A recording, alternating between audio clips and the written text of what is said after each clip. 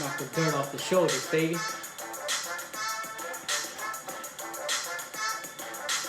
What up, Bron? This is my special guest, LeBron James here, guys.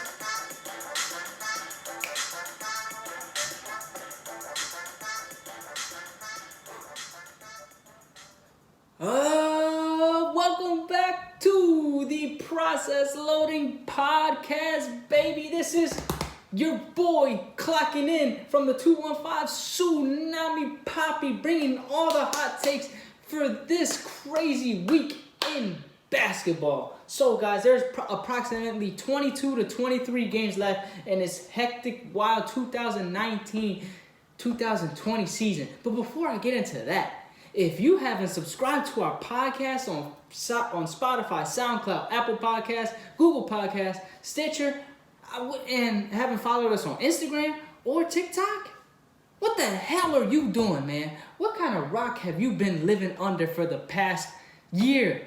We've been trending upwards, guys, and if you haven't followed us or subscribed to us or even gave us a 5-star rating on these podcasts, I consider you a hater, dog. I'm playing. Let me stop being so cynical.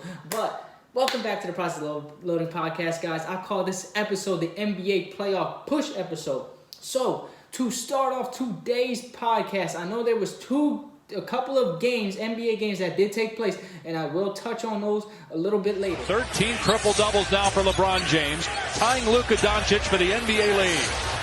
And going up against Williamson, fires, hits a three over Zion, who can only smile. Darren Rozier makes it a one-point game again. Halfway through our fourth quarter. And Antetokounmpo, oh my goodness! He's inhuman! Is with LeBron having that 30-point triple-double and Giannis Antetokounmpo, who did have a bad game today against the Miami Heat in a loss, at putting up 13 and 15, very inefficient night for the reigning MVP. But I'm not counting. Today is for Giannis is a makeup day. I'll give him a mulligan, as the perfect term to say it. The race for MVP. Does LeBron still have a shot at the MVP award? He was never out of the conversation. What kind of ridiculous notion is that? You gotta be kidding me if you thought that the distance between Giannis and LeBron is here and here between them for MVP? Come on, man. You're seriously on some type of drug if you really think that that's the distance. No. Yes, let's go into the averages. I'm going to go into the averages here, guys. So, LeBron is averaging 25 points per game, 7 rebounds, and 10.6 assists, which is leading the league. So basically 11 assists. While Giannis is averaging 29.9 points per game, which is a cold 30 to me, 13 and an 8 rebound, 4th in the league, and 28th in assists with 5.8. But the big overwhelming offensive stat that measures shooting percentage, field goal percentage from 3, assists to turnover ratio, points per game, it's not the most perfect stat in the world, but it's pretty much an efficient stat to go off by a player's performance, and that is the PER rating. And if the season ended today, guys, Giannis will have the highest PER in NBA history. So not even higher than Michael Jordan, who had a 27.91 PER in his best season. LeBron James in his best season had a 27.50 PR. Sorry, LeBron. I'm sorry. I don't mean to diss you on my show, but I just got to bring the facts, dog. So I didn't mean to drag you all the way down here from that beautiful LA sun for you to hear this. But Giannis is still my MVP because he is having an overwhelming year yet again. So he balled out last year, and what is he doing? He's doubling that effort and having the highest PER, and he's making it look so easy. So James Harden, it's not that he's just 7 foot and he's creating shots for himself, and it's so easy for him to score points. No, where he came from, being an 100-pound skinny twig like me, to the player he is today, this athletic phenomenon freak that could bang it on you at any given moment, is balling out. So thanks to James Harden, Giannis put up a 41 and a 20 rebound game in the quickest amount of minutes in NBA history. So at the end of the day, I think Giannis will win MVP because of the overwhelming stats. He's having a better year than LeBron James statistically, and the Bucks do have the best record in the NBA and are heading towards uncharted territory in a 70-win record. So, but the reason why LeBron still has a shot is he never was out of the conversation. My man is averaging 25 points per game, 7.8 rebounds, and 11 assists, which is first in the NBA, guys. You cannot sleep on those stats for a guy that pretty much hampered the Lakers last year by having that groin injury against the Warriors, which caused them to miss the playoffs. And then, but after that, causing the turmoil in the locker room with the whole Anthony Davis trade. So the Lakers had a wash last season. Did not make the playoffs under LeBron James for the first time since his rookie year. So why is LeBron still have a huge chance? The number one unmitigated factor that nobody has touched on is story, guys. Story. Story is the number one, is one of the most underrated factors when it comes to MVP. And I'm going to go back in history to bring up a fact. And that's Russell Westbrook when he won MVP, averaging a triple-double. And the Oklahoma City Thunder were the 6th seed. Wow, not the co-winner, but the runner-up who was behind him was James Harden, having another lights-out season, which is not out of the ordinary. But the Rockets were the 3rd seed. And why did Russell Westbrook win? Story. Kevin Durant goes to the Warriors. What does Russell Westbrook do? Averages a triple-double. The first time in a season since Oscar Robertson. So you cannot tell me that story does not have a huge role into MVP. So let's get into LeBron's story. Again, he literally he injures his groin, missing about 17 to 18 games, causing a Lakers playoff spot, creating dysfunction in the locker room when trying to trade for Anthony Davis between Brandon Ingram, Lonzo Ball, Josh Hart, who did ultimately get shipped to New Orleans for Anthony Davis. What's he doing this year? He's averaging 25, 7 rebounds, and 11 friggin' assists. And the Lakers have the number one overall seed in the West, and they're 19-0 when LeBron is not on the floor, guys. That is clearly MVP stats at its finest. And if you do not recognize that, you need to sit the hell down and shut them eyes, because I don't know what kind of NBA you're watching. When LeBron is on the court, the Lakers have the number one rated offense in the NBA and 3rd in defense. When he's off the court, the Lakers are 17th in offense and 16th in defense, which does worry me as a Lakers fan. But you see the drop-off? You're telling me that the race is not close? You're crazy, dog. You people are crazy if you think that LeBron James is not close with Giannis in this MVP race. So that wraps up my second topic of the day. The next topic here, guys, is ready to launch. 3, 2, 1. Over the moon, Saturn, Jupiter, Earth, Mars, Pluto, all the planets you could think of. And that is the Houston Rockets, who did suffer a bad defeat in the hands of the unmitigated garbage of this league in the New York Knicks. I'm going to play the sound for you when RJ Barrett hits the dagger. The Knicks beating the Rockets. Just like I gave Giannis a mulligan, I will give the Rockets a mulligan. I will give them the benefit of the doubt. But shout out to the Knicks and President Leon Rose getting the first win under his control.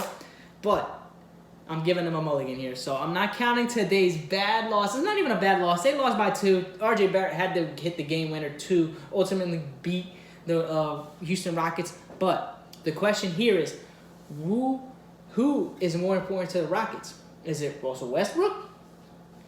Or is it James Harden? And to me, people could argue James Harden, people could argue Russell Westbrook, and Russell Westbrook being able to create spacing for guys like James Harden, Daniel House, Austin Rivers, etc., etc.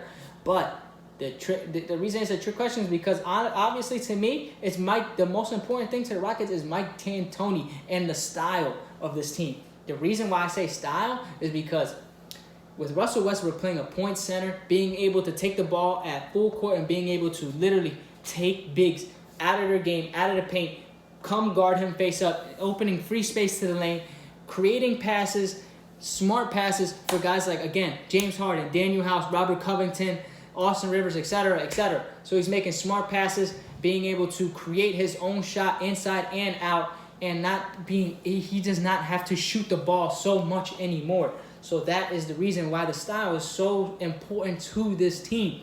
And let's go over, before the small ball trade with Clint Capella, Russell Westbrook was only averaging 26.4 points per game after he's averaging 34 points per game. Last month in February, he averaged 33.4 points per game. Rebounds before the trade, 8 rebounds, 7 rebounds after the trade, and shooting 43% from 3 compared to 23. And that's huge. You know why? Because he doesn't have to take that much threes. The effort is, Russell Westbrook is playing with 101% effort, but he doesn't have to try that hard.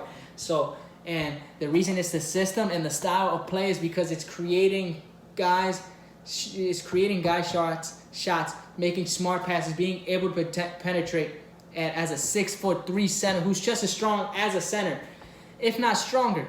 Russell Westbrook is Jeffrey Dahmer or Ted Bundy dribbling a basketball. So he wants to kill you every single night. He does not care who you are. If you're not wearing a Rockets jersey, he's coming for your throat. He's coming for your jugular. And for the first time since Kobe and Shaq, Russell Westbrook and James Harden averaged 30 points per game in a calendar month. Harden averaging 31.9 points per game. The Rockets, before the slip-up against the Knicks, they were on a 6-game winning streak. Russell Westbrook, a couple games before in the Boston Celtics game, put up 41. James Harden. The reason why it's huge and it's the style is because James Harden is becoming a facilitator. And I don't mean that in a bad way. What he's able to do is he's going to get his 30. He's going to score you whenever he wants. But at the end of the day, he's taking a backseat to Russell Westbrook. He's letting Russell Westbrook create the offense, create the play, create the space, which they did not have previously. And with Clint Capella clogging the paint, being able to create smart passes and smart shots for guys like Daniel House, PJ Tucker, Eric Gordon, Daniel House, Robert Covington, and Austin Rivers.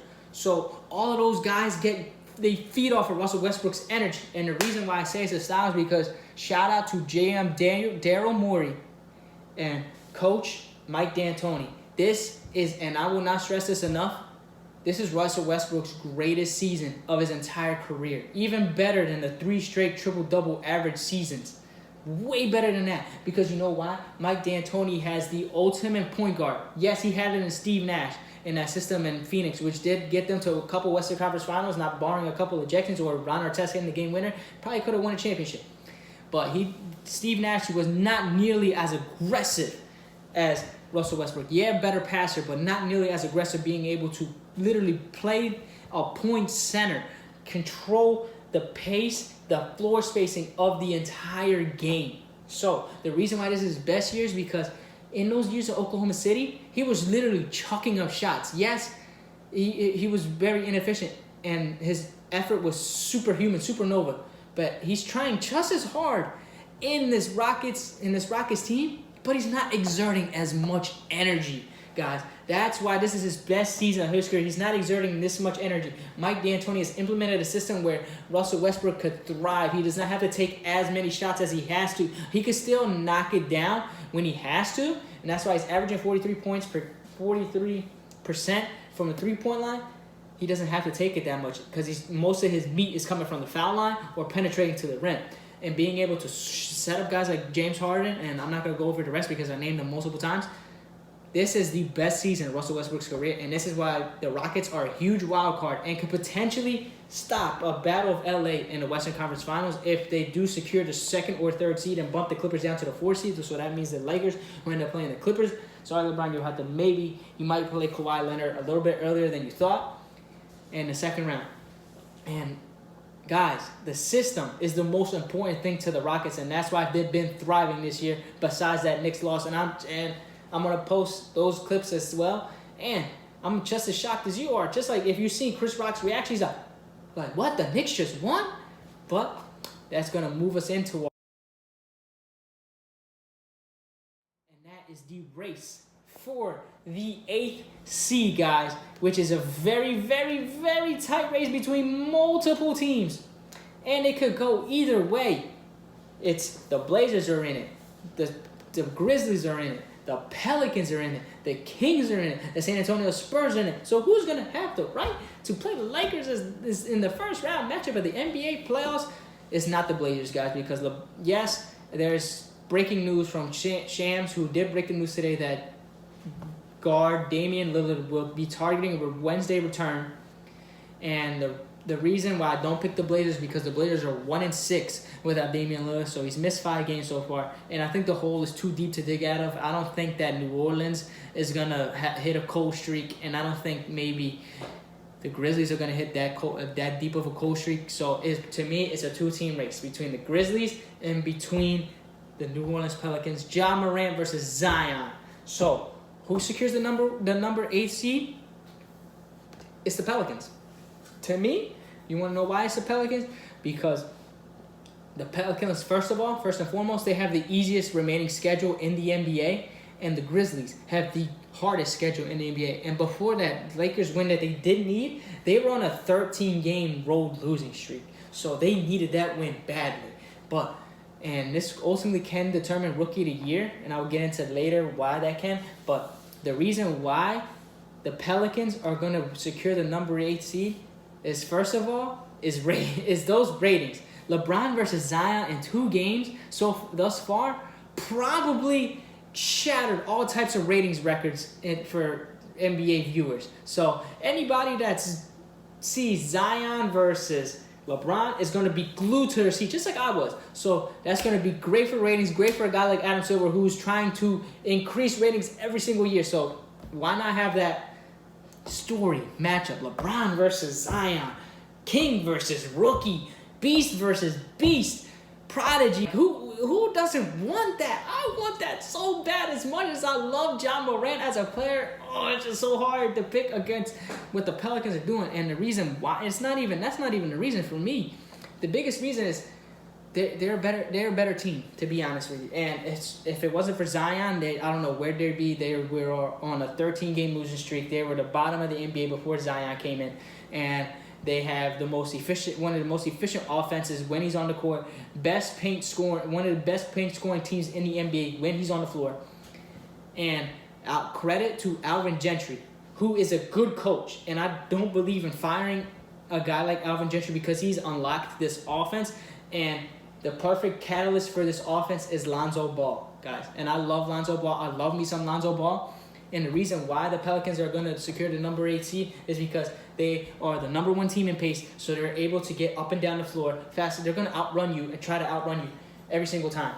So with guys like Brandon Ingram, who is balling this year, Lonzo Ball, Zion Williamson, J.J. Redick, who is hurt right now, Josh Hart, Nikolai Melli, and other players, Alvin Gentry has unlocked this team. So a guy like Lonzo Ball, again, smart basketball player who's able to spread the floor, create full court passes. His vision, every time he touches the ball, his head is up and he's looking for somebody to pass to. And that's feed into Zion's game so perfectly.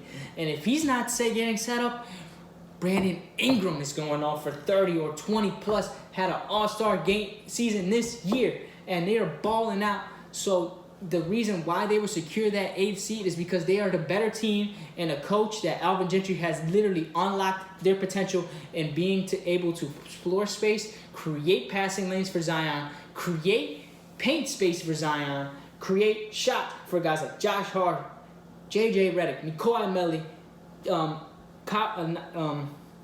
Lonzo Ball, and Brandon Ingram.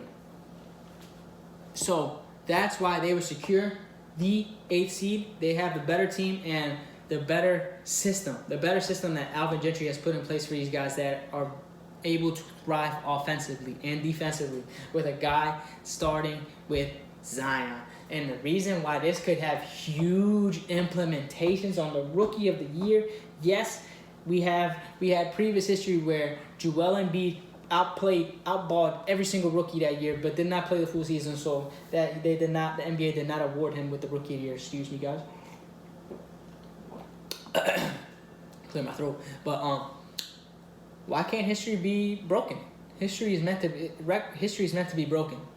So if Zion can take this team to the playoffs, if Ja hits a rookie wall, which I don't expect him to, but the Grizzlies as a team, not Ja Morant, as a team, are not better than the Pelicans. So that could potentially flip the Rookie of the Year race. I know that Ja said it in his comments earlier today that he doesn't care about the Rookie of the Year award.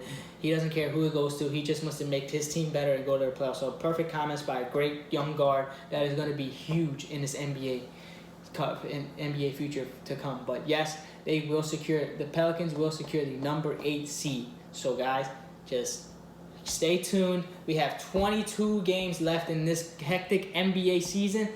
We've had ups and downs. We got the Clippers versus the Lakers on Sunday. You got the potential finals preview on Wednesday, Lakers versus Bucks. You got the Sixers versus Lakers. Even though the Sixers balled out against the Clippers and Shake Milton, it ain't nothing shaking but the move in the bacon. But Sixers ultimately lost that game. But you have that great game coming up. You have a lot of great games coming up, and that could determine playoff seedings that will affect a lot of teams. Come down to the playoffs. It all matters. Who is the hottest team coming into the playoffs? Who's going to implement their players right, their staff? Who's going to create space, being able to put their team in the best situations possible? So, with that ends my hoop talk of this NBA episode. And wrap it up here, guys. Thank you for listening. Thank you for taking time out of your day to watch this YouTube video.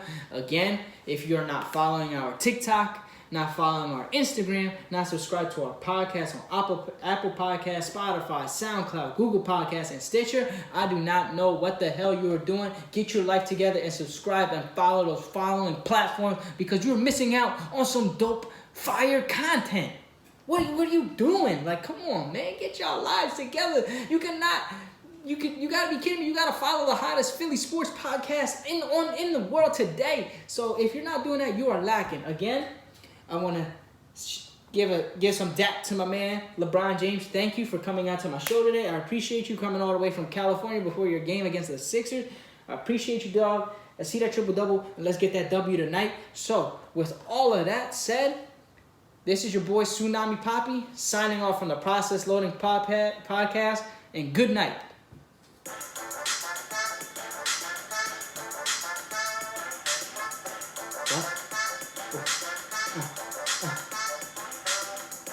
LeBron, take that selfie. King status.